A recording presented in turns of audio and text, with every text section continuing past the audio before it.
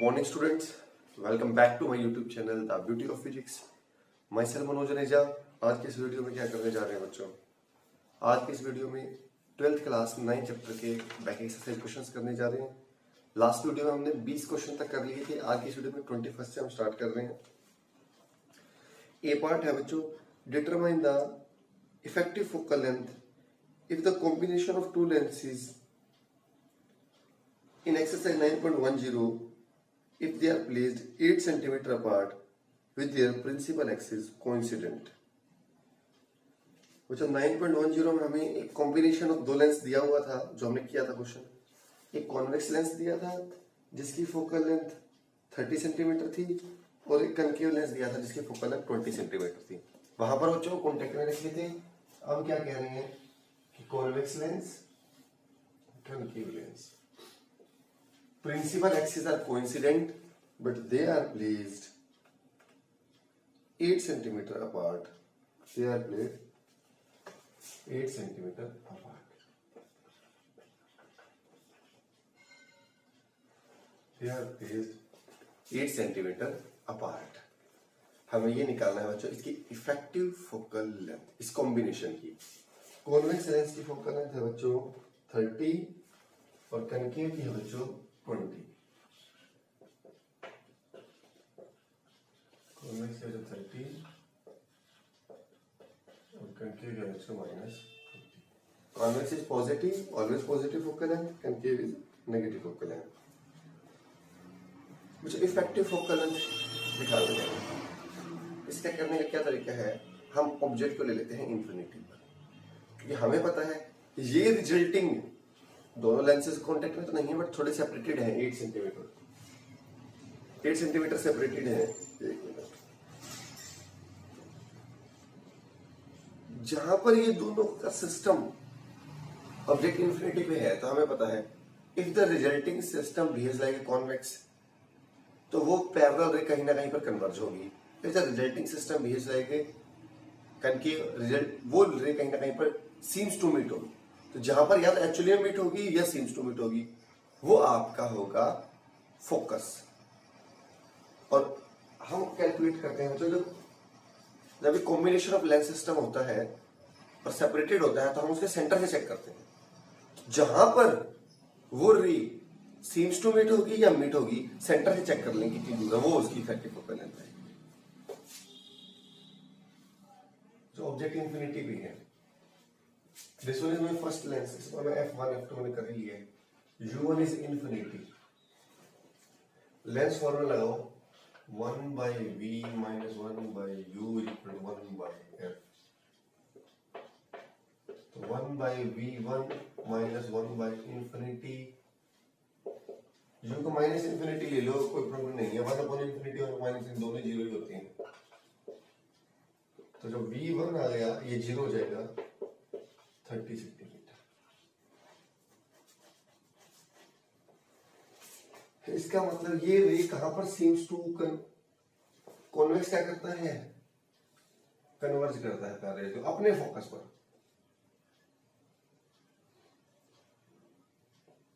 इसका मतलब बच्चों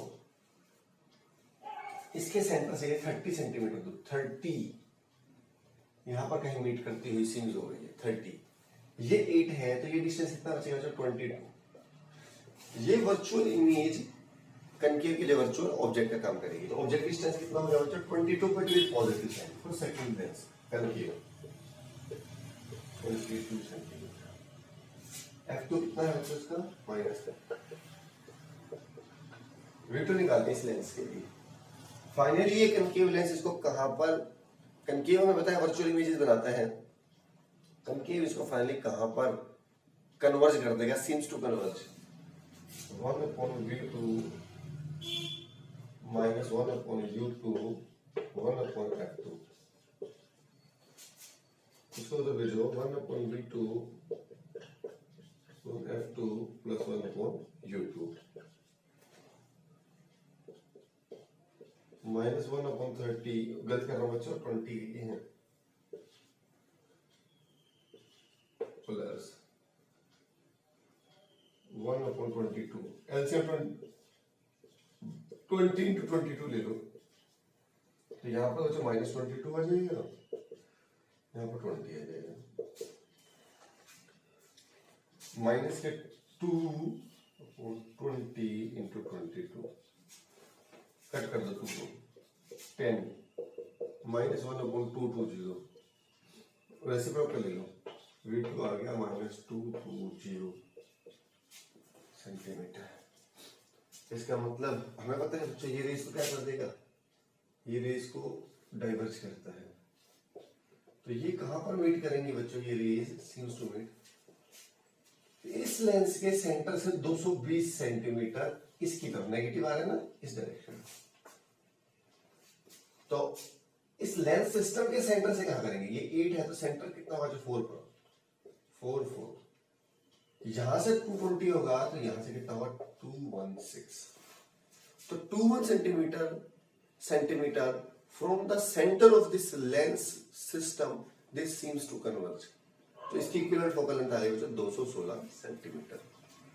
बच्चों इसके बाद वो पूछ रहा है does the answer depend on which side of the combination of a beam of wide is incident, क्या ये डिपेंड करता है, अगर अभी ये कह रहा है यही कानून है, अगर मैं लाइट यहां पर इंसिडेंट करवाता ये पैरेलल बीम इधर से आती, यस डिपेंड करेगा। अब ये बात जो खुद कर देखना है आपको, अब की बार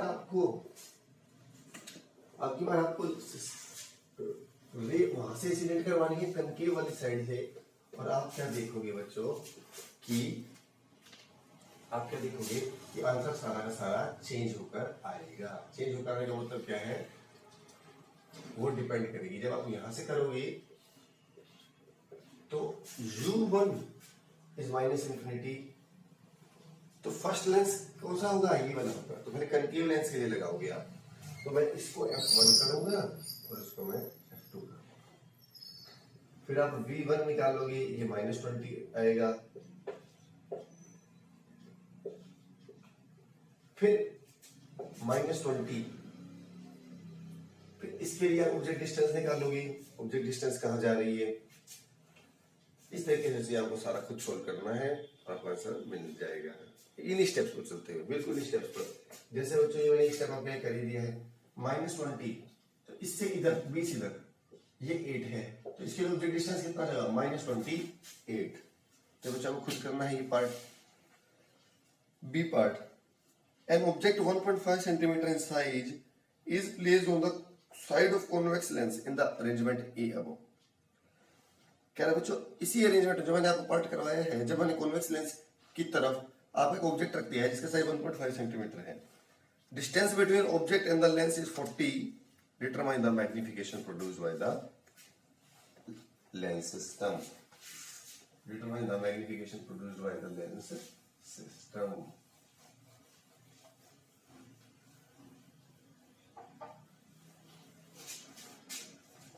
क्या कह रहे हैं बच्चों,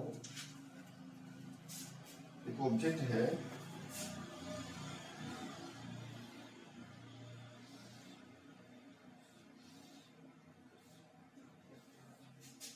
इस तरफ रखा है कॉन्वेक्स लेंस की तरफ, कितना है इसका साइज बच्चों 1.5 सेंटीमीटर, ठीक है। ऑब्जेक्ट में और इसके लेंस के सेंटर में 40 सेंटीमीटर का है distance, distance between object and the convex lens is 40 centimetre. हमने बच्चों मैग्निफिकेशन निकालनी है, हमें बच्चों मैग्निफिकेशन H1 दे दिया है 1.5 सेंटीमीटर, हमें बच्चों मैग्निफिकेशन निकालनी है। हमने पढ़ा था बच्चों combination of lenses in contact में मैग्निफिकेशन, नेट मैग्निफिकेशन का होगा इंडिविजुअल्स की मल्टीप्लाई, तो मैं इसके लिए मैग्निफिकेशन निकाल लूं और कनकेव के लिए निकाल लूं और उनको प्रोडक्ट ले लूं, मेरे पास आंसर आ जाएगा। चलिए करते हैं।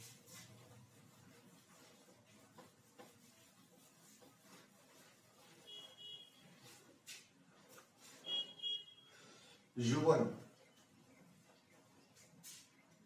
F1 is again my convex, F2 is my concave। U1 कितना डिस्टेंस दिया है 40 -40, V1 निकालते हैं बच्चों, 1/V1 is equal to 1/F1 plus 1/u1, 1/v1, 1/30, 1/40। Calcium आ गया है 120, 34 जा 43 जा 120 आ रहा पॉजिटिव। M1 आ गया बच्चों हमारा। M1 कैसे निकालते हैं लेंस के लिए मैग्नीफिकेशन? V/U, V कितना आ गया है 120, U कितना आ गया है -40, कट करेंगे तो -3।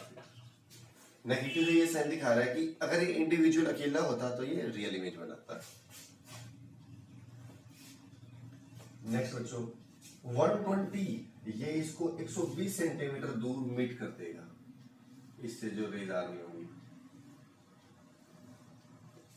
इसके लिए कितना डिस्टेंस है बच्चों 8, तो ये कितना डिस्टेंस रह जाएगा 120 - 8 112, क्योंकि इसकी वर्क इमेज इसके लिए ऑब्जेक्ट का काम करेगी। तो U2 is -112। कैसे? This one is 120, this one is 8, तो 112। F2 is -20।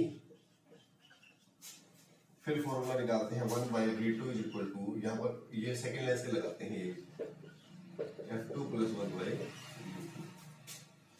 वैल्यूज डालो, कन्वेंशन ध्यान से, बट ये मैं ये गलत कर रहा हूँ, देखिए ये गलत कर रहा हूँ। अरे इसके लिए रेज यहाँ से ये जो इसकी वर्चुअल इमेज बनेगी मान लो यहाँ पर, तो ये इसके लिए पॉजिटिव आएगी ना।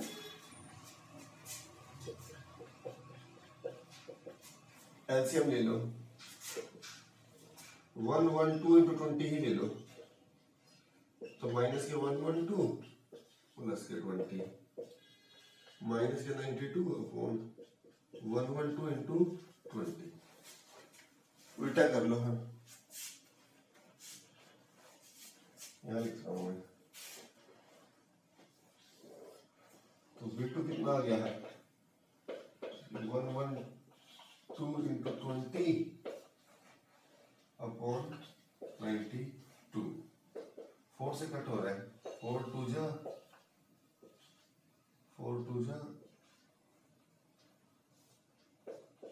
560/23 सेंटीमीटर।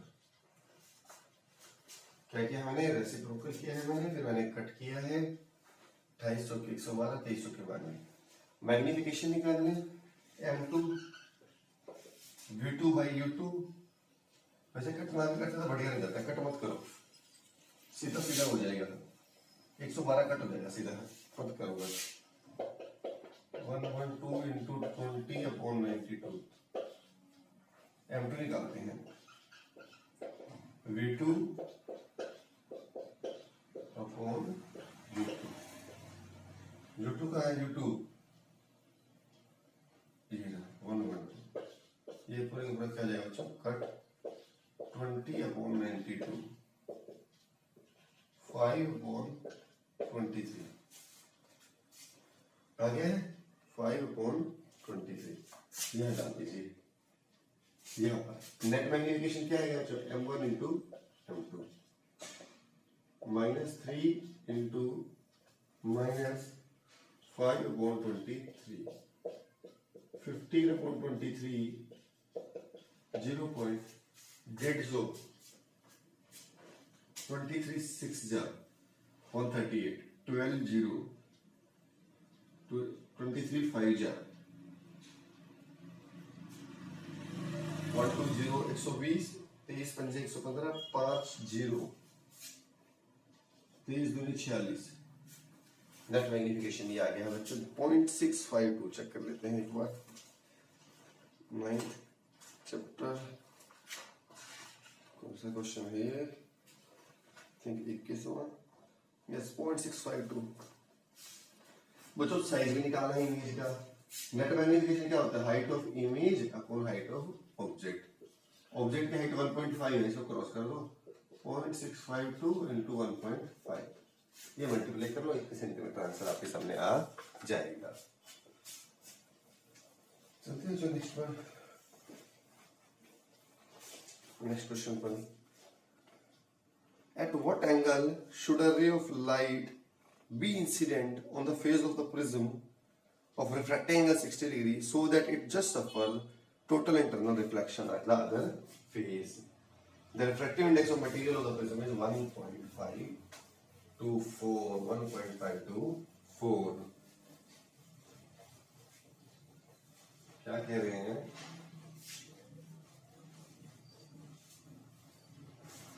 इस क्वेश्चन में कि आपके पास एक प्रिज्म है जिसमें एंगल ऑफ प्रिज्म 60 डिग्री दिया है। कह रहा है किस एंगल पर एक रे ऑफ लाइट इंसिडेंट करें। This one is I1, this one is R1, this one is कि वो TIR सफर करे। मिनिमम एंगल ऑफ इंसिडेंस पता है हमें इस तरीके से सेट करना होगा कि ये वाला एंगल R2 क्रिटिकल एंगल के इक्वल आ जाए ताकि ये रे जस्ट ग्रेज करे, बाहर ना निकले, तो ये क्या कर सफर करेगी बच्चों? TIR, total internal reflection. तो बच्चों इस पर्टिकुलर पॉइंट पे हम स्नेल्स लॉ लगाते हैं। This is by 2, this is by 1। Formula हमें पता है N2 is equal to 1 by sin C, N2 by N1 is equal to 1 by sin C, और sin C is equal to N1 by N2। N1 is 1 और N2 मुझे दिया है 1.524, तो मतलब 1 by 1.524 इसकी मल्टीप्लाई मेरे पास डिवाइड आ जाएगी 0.6561। तो C क्या आ जाएगा? C sine inverse 0.6561। और ये बच्चों वैल्यू सारी मैंने लिखी हुई है, कितना है ये आपको पेपर में जरूर देगा अगर क्वेश्चन आएगा तो 41 डिग्री। ये 41 डिग्री होगा बच्चों। R2 कितना होगा? 41 डिग्री 41। हमें पता है R1 प्लस R2 डेरिवेशन से A की इक्वल आया था और A कितना दिया है बच्चों? 60। R1 प्लस 41, तो R1 कितना आ गया बच्चों? 19 डिग्री। अब इस पॉइंट पर स्नेल्स लॉ लगा दो। 1 2 किसमें जा रही है? 2 में। कहां से आ रही थी? 1 से। Sine I1 by sine R1, N2 by N1 is equal to sine I1 by sine R1। तो साइन I1 क्या है बच्चों? इसको क्रॉस कर दो, N2 की वैल्यू डाल दो 1.524, N1 की 1 है, साइन कितना है? 19 डिग्री। साइन 19 की भी लिखी है बच्चों वैल्यू देखो 0.3256, और जब इसकी मल्टीप्लाई कर लेंगे बच्चों तो हमारे पास आ जाएगा 0.4962 साइन I1। तो I1 क्या आ जाएगा बच्चों? I1 साइन इनवर्स 0.4962 जो कि दिया है आपको 30 डिग्री अप्रोक्सीमेट। अगर आप अप्रोक्सीमेट 30 डिग्री पर जा लोगे तो रे टोटली ग्रेज होगी, बाहर नहीं आएगी और TIR सफर करेगी। बच्चों इससे नेक्स्ट क्वेश्चन थ्योरेटिकल है, प्योर थ्योरेटिकल क्वेश्चन है, वो आपको खुद करना है। इसके बाद मैं नेक्स्ट क्वेश्चन पर आ रहा हूं 24 पर। For a normal I far point at infinity, ये बात सही है, आप नॉर्मल आई के लिए इंफिनिटी तक देख सकते हो। Near point of distinct vision is 25 centimetre, ये बात सही है। Cornea of the I provides a length converging power of 40 dioptre. बच्चों हमें पता है कॉर्निया सिलरी मसल्स के पास कैपेबिलिटी है लेंस की फोकल लेंथ को चेंज करवाने की, 40 डायोप्टर की पावर तो ये प्रोवाइड कर रही है। And lens converging power of eye lens behind the cornea is about 20 dioptre. तो जो हमारा लेंस है उसके बीच से come from this data, rough data, estimate the range of accommodation of the eye lens. तो range of the accommodation of eye lens, इस data से बच्चों हमें ये निकालना है कि क्या रेंज है हमारी उसकी आई लेंस की। मिनिमम ले तो दे दिया आपको 20 डायोप्टर, मैक्सिमम आपको निकालनी है।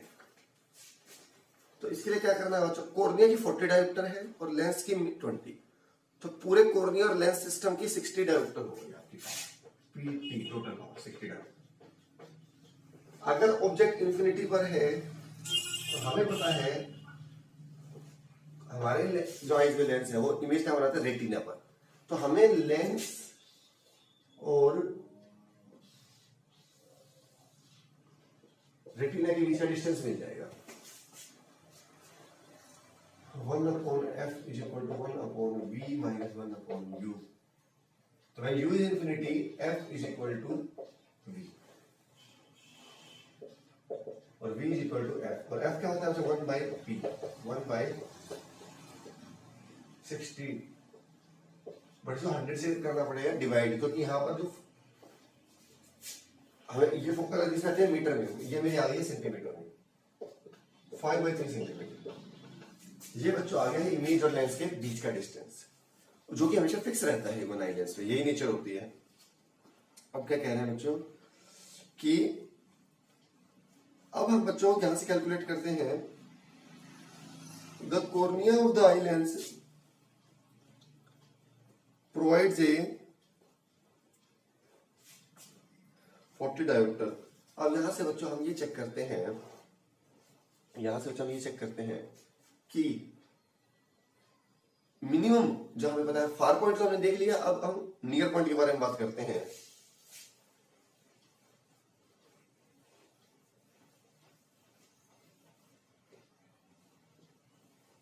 नियर पॉइंट कहां है बच्चों हमारा? नियर पॉइंट कहां है हमारा? 25 centimetre. Image distance is always fixed, cut कर लेना इसको। अब हम फोकल लेंथ निकालते हैं 1/f equal to 1/v minus 1/u plus आ जाएगा, चाहिए माइनस 25 5 5 जा, तो 1/f इक्वल टू 16/25 16/25।